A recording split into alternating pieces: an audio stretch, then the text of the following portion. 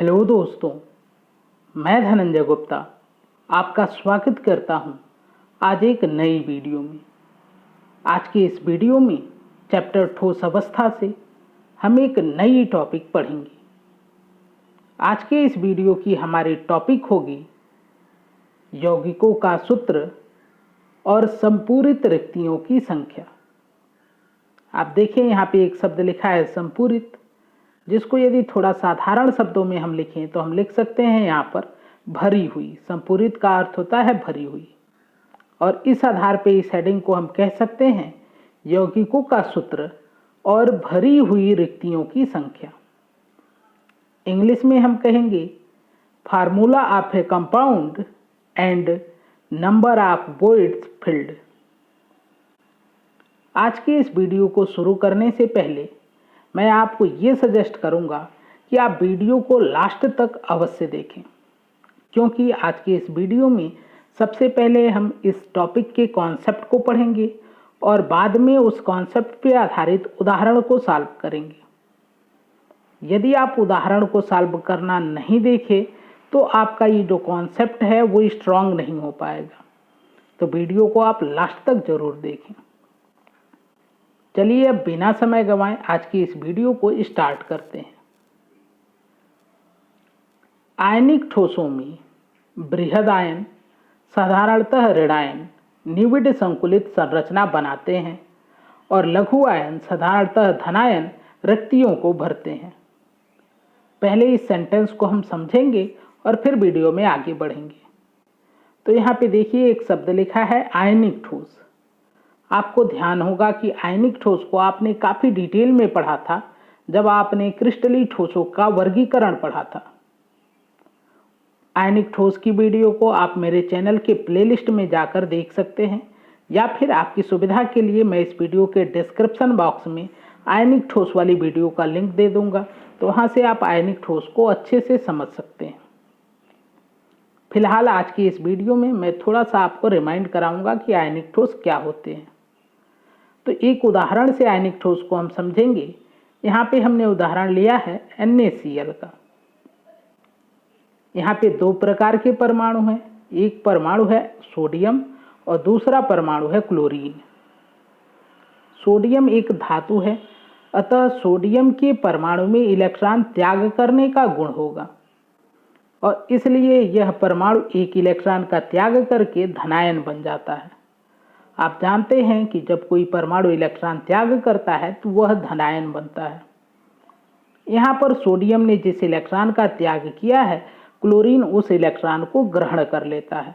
क्योंकि क्लोरीन में इलेक्ट्रॉन ग्रहण करने की प्रवृत्ति होती है, तो क्लोरीन इलेक्ट्रॉन जब ग्रहण कर लेता है तो यह ऋणायन में परिवर्तित हो जाता है। इसलिए यदि हम सोडियम क्लोराइड के क्रिस्टल को देखते हैं तो वहाँ पे जो अवयवी कण होते हैं वे आयन होते हैं, अर्थात जो सोडियम क्लोराइड है वह आयनों से मिलकर बना है, इसलिए इसको हम आयनिक ठोस कहते हैं। तो यहाँ तक आपको समझ में आ गया कि आयनिक ठोस क्या होते हैं। दूसरी बात कि सामान्यतः जो आयनिक ठोस होते हैं इनके ऋणायनों का आकार बड़ा होता है और धनायनों का आकार छोटा होता है। देखिए यहाँ पे लिखा गया है बृहद आयन कौन होंगे, तो सामान्यतः ये ऋणायन होंगे, और लघु आयन कौन से होंगे, साधारणतः धनायन होंगे। इस बात को आप रिलेट कर सकते हैं क्लास 11th के एक कॉन्सेप्ट से, जहाँ पे आपने पढ़ा था कि जब कोई परमाणु इलेक्ट्रॉन ग्रहण करता है तो उसका आकार बढ़ जाता है, और जब कोई परमाणु इलेक्ट्रॉन त्याग करता है तो उसका आकार घट जाता है। तो यहाँ पे सोडियम का आयन का आकार छोटा है, अर्थात सोडियम ने इलेक्ट्रॉन त्याग किया इसलिए इसका आकार छोटा है, और क्लोरीन ने इलेक्ट्रॉन ग्रहण किया इसलिए ये जो आयन बन रहा है इसका आकार बड़ा है।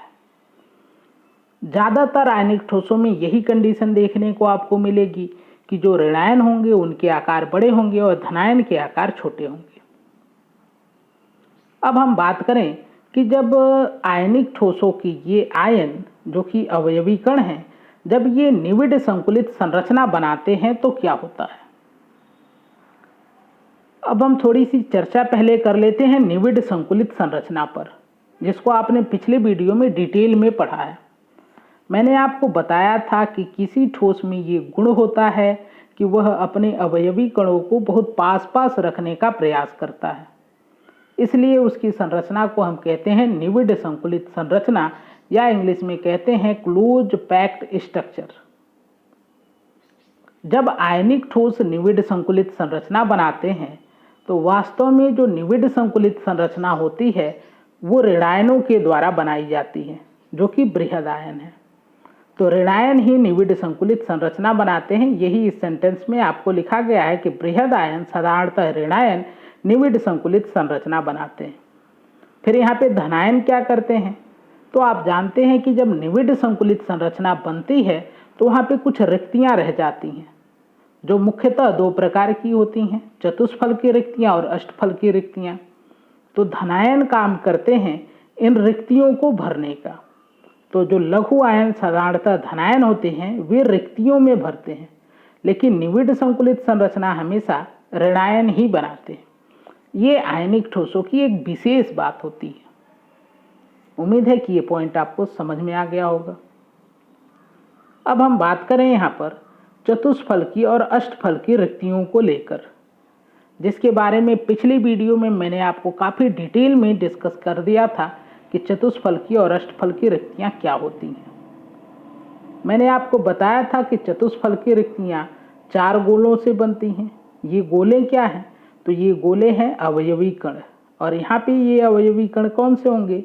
ऋणायन होंगे, क्योंकि ये जो गोले हैं ये निविड संकुलित संरचना बना रहे हैं। ठीक बात है। तो देखिए 3 यहाँ पे पीले रंग के गोले हैं और 1 हरे रंग का गोला है। 4 गोले इस रिक्ति से संबंधित हैं, इसलिए इस रिक्ति को हम कहेंगे चतुष्फल की रिक्ति। और डिटेल में आप पढ़ सकते हैं पिछली वीडियो को देखकर कि वास्तव में हम चतुष्फल की रिक्ति इसको इसलिए कहते हैं क्योंकि इन 4 गोलों के केंद्र को जब हम सीधी रेखा से जोड़ते हैं तो चतुष्फल की ज्यामिति बनती है। अब हम बात करें अष्टफल की रिक्ति पर, तो अष्टफल की रिक्ति 6 गोलों से बनती है। तो आप ऐसे ध्यान रखें कि 6 गोलों से जब रिक्ति बनेगी तो उसको अष्टफल की रिक्ति, और 4 गोलों से बनने वाली रिक्ति को चतुष्फल की रिक्ति कहते हैं। साथ साथ आपको दूसरी बात ये याद रखनी है कि जो अष्टफल की रिक्ति होती है इसका आकार बड़ा होता है और चतुष्फल की रिक्ति का आकार छोटा होता है, जिसको आप अच्छे से समझ सकते हैं पिछली वीडियो को देखकर। उस वीडियो का लिंक भी आपको इस वीडियो के डिस्क्रिप्शन में मिल जाएगा। अब जब बात करें हम इन लघु आयनों की यानी कि धनायनों की, तो ये कौन से रिक्ति को भरेंगे? तो यहाँ पे 2 कंडीशन होती है। तो पहली कंडीशन है कि यदि धनायन पर्याप्त लघु हों अर्थात बहुत छोटे हों तो वे चतुष्फल की रिक्तियों को भरते हैं। क्यों? क्योंकि चतुष्फल की रिक्तियों का आकार छोटा है, तो धनायन बहुत छोटा होगा तो वो चतुष्फल की रिक्ति को भरेगा। और यदि धनायन थोड़ा बड़ा हो तो वह भरता है अष्टफल की रिक्तियों को, क्योंकि अष्टफल की रिक्तियों का आकार बड़ा है, तो जब धनायन बड़ा होगा तो वो जाएगा अष्टफल की रिक्तियों में, और यदि छोटा होगा तो वो जाएगा चतुष्फल की रिक्तियों में। दूसरी बात कि जो आयनिक ठोस होते हैं किसी भी अवस्था में इनमें उपस्थित सभी चतुष्फल की रिक्तियों और अष्टफल की रिक्तियों को नहीं भरा जा सकता। तो जो धनायन होते हैं वे रिक्तियों को तो भरते हैं, लेकिन ध्यान रखेंगे कि सभी रिक्तियां नहीं भरी जा सकती हैं। किसी आयनिक यौगिक का रासायनिक सूत्र उसके धनायनों द्वारा भरे गए चतुष्फल की या अष्टफल की रिक्तियों की संख्या के आधार पर ज्ञात किया जा सकता है। अब आगे हम समझेंगे कि किस प्रकार हम इन रिक्तियों के भरने की संख्या के आधार पर सूत्र को ज्ञात करेंगे। लेकिन उससे पहले मैं आपको कुछ सूत्र बताऊंगा, कुछ पॉइंट्स बताऊंगा जिसको आपको याद रखना होगा। किसी क्रिस्टल में चतुष्फल की तथा अष्टफल की रिक्तियों की संख्या निविड संकुलित गोलों या आप कह सकते हैं अवयवी कणों की संख्या पर निर्भर करती है। पहली बात, अष्टफल की रिक्तियों की संख्या निविड संकुलित कणों की संख्या के बराबर होती है और चतुष्फल की रिक्तियों की संख्या निविड संकुलित कणों की संख्या के 2 गुनी होती है। इन दोनों पॉइंट्स को याद रखने के लिए मैंने आपको एक ट्रिक बताया है पिछले वीडियो में, तो वहाँ से आप देखकर इसको याद रख सकते हैं। तो ये 2 पॉइंट्स हैं जिसको आपको सूत्र की तरह उपयोग करके क्वेश्चंस को सॉल्व करने हैं। अब हम एक उदाहरण से सभी जितना भी हमने कॉन्सेप्ट पढ़ा वो पूरे कॉन्सेप्ट को क्लियर कर लेंगे। तो ये उदाहरण आपकी एनसीईआरटी बुक का ही है। देखिए, मैंने उदाहरण लिया है कि एक यौगिक 2 तत्वों X और Y से निर्मित है। Y तत्व के परमाणु जो कि ऋणायन है वे बनाते हैं CCP यानी कि क्यूबिक क्लोज पैकिंग, और X तत्व के परमाणु जो कि धनायन के रूप में परिवर्तित होते हैं सभी अष्टफल की रिक्तियों में भरे होते हैं। यौगिक का सूत्र क्या है?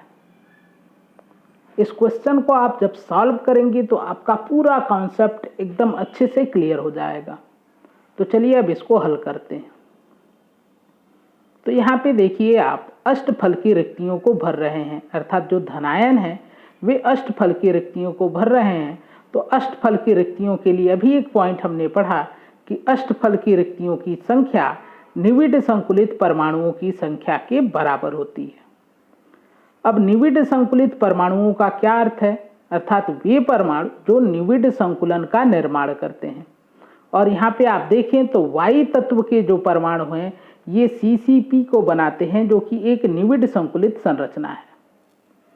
अर्थात प्रश्न में ये दिया गया है, या हम कहें कि प्रश्न के अनुसार हम कह सकते हैं कि अष्टफल की रिक्तियों की संख्या होगी तत्व Y के परमाणुओं की संख्या के बराबर। ठीक बात है, क्योंकि तत्व Y के परमाणु ही निविड संकुलित परमाणु हैं तो इनकी संख्या अष्टफल की रिक्तियों की संख्या के बराबर होगी।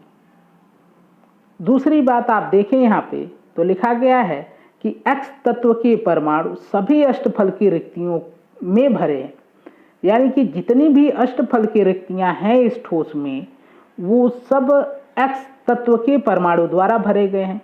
अर्थात यदि हम बात करें कि X तत्व के परमाणुओं की संख्या क्या होगी तो वो उतनी ही होगी जितनी अष्टफल की रिक्तियां होंगी।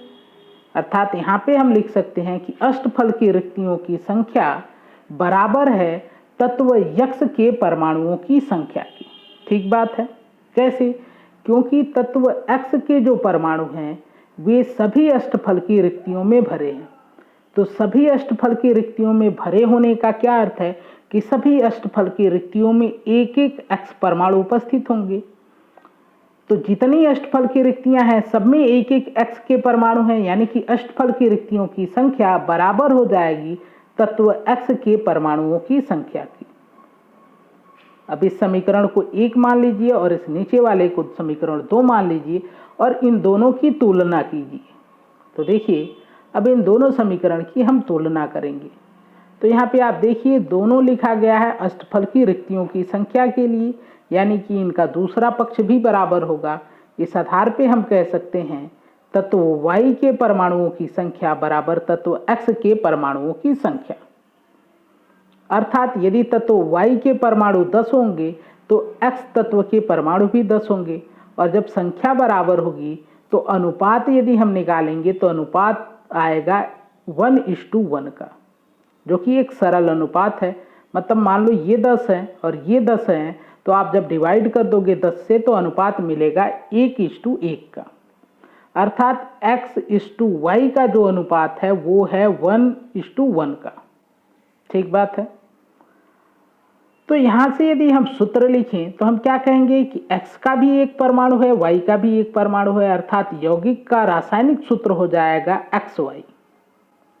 अब आप कहेंगे कि सर इस अनुपात के आधार पे तो हम सूत्र नहीं लिखते हैं, लेकिन ये बात आपको एक ध्यान रखनी है कि जो आयनिक यौगिक होते हैं उनके रासायनिक सूत्रों को हम उनमें उपस्थित धनायनों और ऋणायनों के अनुपात द्वारा व्यक्त करते हैं।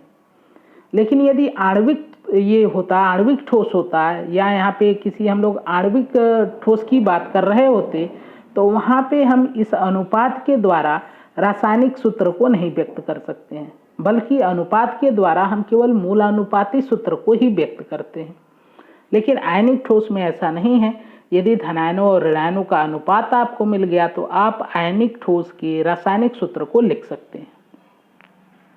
तो इस तरह से हमने इस आयनिक ठोस के रासायनिक सूत्र को ज्ञात किया उसके धनायनों द्वारा भरी गई रिक्तियों की संख्या के आधार पर। तो दोस्तों, ये थी आज की वीडियो। उम्मीद है आज की वीडियो आपको पसंद आएगी। यदि वीडियो आपको पसंद आती है तो वीडियो को लाइक ज़रूर करें, मेरे चैनल को सब्सक्राइब करें, साथ में बेल आइकन को प्रेस करें। वीडियो से संबंधित अपने विचार को कमेंट बॉक्स में लिखें। आज की वीडियो देखने के लिए, मेरे चैनल से जुड़ने के लिए आपका धन्यवाद। मिलते हैं आपसे ठोस अवस्था चैप्टर की अगली वीडियो में। Thank you.